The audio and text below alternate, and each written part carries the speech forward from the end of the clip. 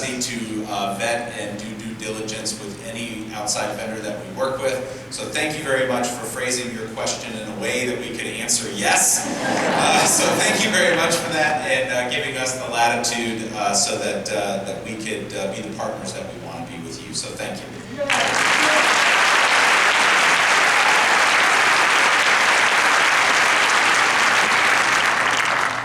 Thank you again. I'm Dr. Gordon, Chief of Schools, and to echo some of the comments from Dr. Taylor, I want to make sure that the congregation in this group understands Chesterfield has already worked with ACE before. We actually have 30 of our schools, actually 32 of our schools, that have actually done some work with trauma-informed care, 26 elementary schools, 4 middle and 2 high. So we're already halfway there in year 1.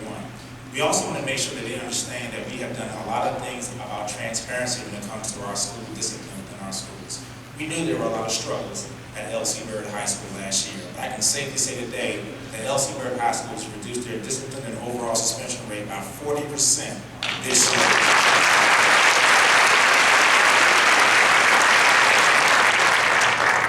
A large piece of that deals with our work with equity, really studying cultural competency, really eliminating implicit bias amongst the staff, and really taking the time to make sure that we celebrate the great melting pot that is Chesterfield County Schools. This means we're working diligently to make sure we put leaders, teachers, surround our students with people that are positive role models. A lot of times with people that actually look like them, that is very important to us.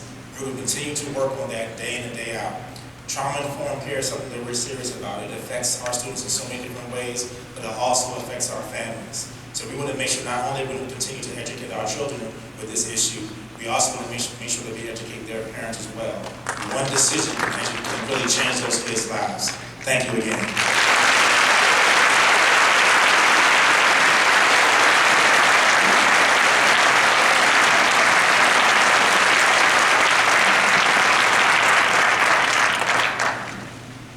Good evening.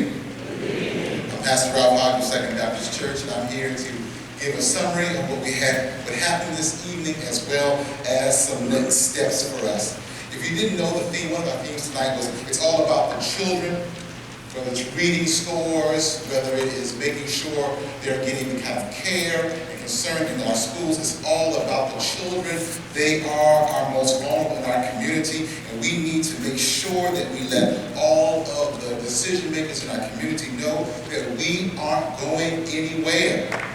We're going to keep pushing, keep knocking, holding them accountable. And so we've got some good things to celebrate and some things to still work and be concerned about. We are excited that next fall, 4,000 Chesterfield staff will take the first step to recognize trauma. We are also excited that Chesterfield takes their suspensions practice seriously and will provide extra support from middle and high schools tackling this problem head on. We're also excited next fall, 4,000 Chesterfield staff will take the first step, and we're concerned that Chesterfield does not always take the suspension African American students seriously, but we're glad to hear what we heard tonight, that they're really taking it seriously and they're working to fix that problem. So we are excited about what's going on in Chesterfield County. Round of applause.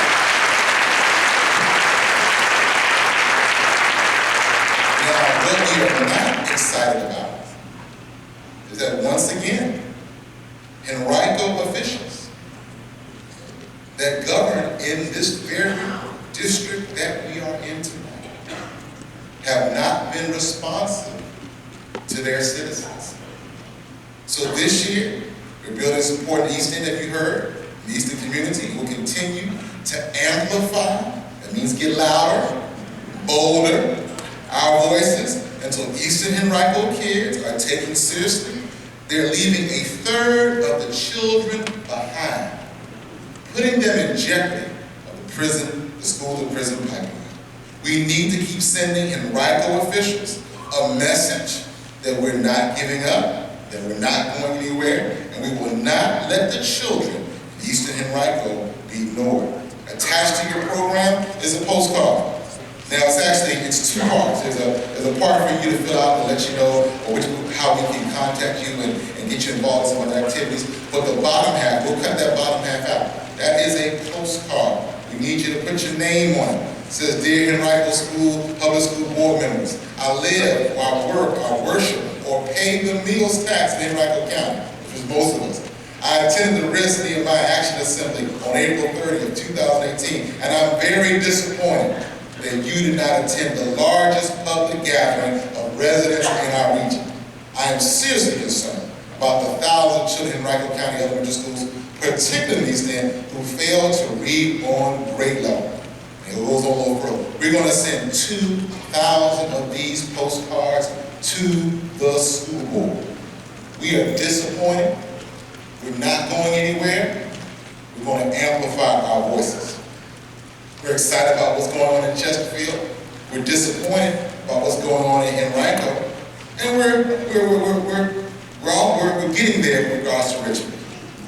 Tonight, we did not get the commitment that we really wanted from Richmond City Schools to provide that proven reading curriculum that makes a drastic difference in the lives of many students in Richmond. 10,500 students in Richmond are at stake. We're not going to wait any longer. We will hold Superintendent Cameron accountable. We will. He said he's going to do, I quote, his due diligence.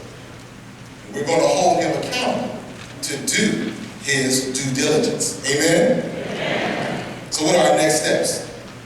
This is not the last event for the year. We want you to come to our Justice Celebration on Monday, June the 11th, 6:30 p.m. at First Presbyterian Church. It's important because we want to own this organization. And on that night, we come prepared to invest in our future together. That means give some money. Let me say it again. That means give some money. We put in 5,000 plus hours of research. That costs us to do some of these things, to get the decision makers to fly people in, to talk to the people that know these issues. It takes some money to do this, and we need to own our organization. That means we have to invest. In that Justice Celebration, you'll hear stories that we couldn't tell because we didn't have the time. We'll celebrate our successes and get some updates. So you want to be there at that Monday, June the 11th, Justice Celebration meeting. And we're going to have a good meal as well. We also are asking you to consider to get more involved in risk. We need to build power. And our way to build power is through our community. Talk with your clergy, your congregation leaders about how you can get more involved. You want to fill out the first half of this response card and drop it in on the table on your way out. It gives us we can get your information, and we can also help you get more involved in risk. Now I'm going to ask that let us stand. Reverend Logan will come and close us in prayer, and the Second Baptist Choir will lead us out.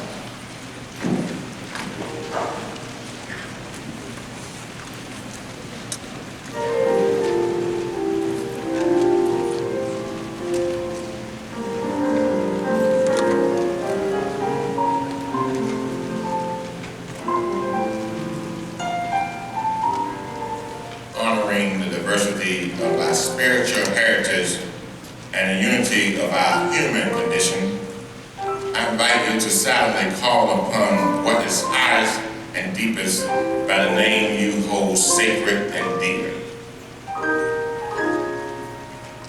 Spirit of life and love, God of our own understanding, be present to us now as this year Nehemiah Action Assembly comes to an end.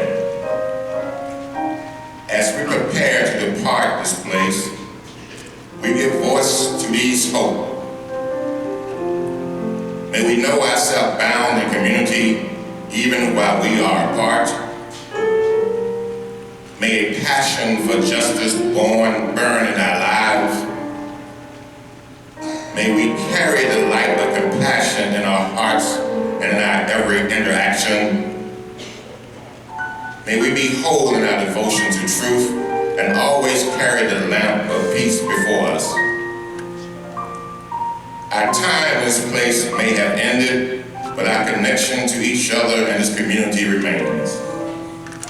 Together we may walk the path of justice, speak words of love, live selfless deeds, trod gently upon the earth, and fill the world with compassion.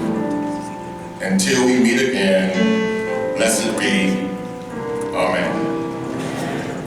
This meeting is now adjourned.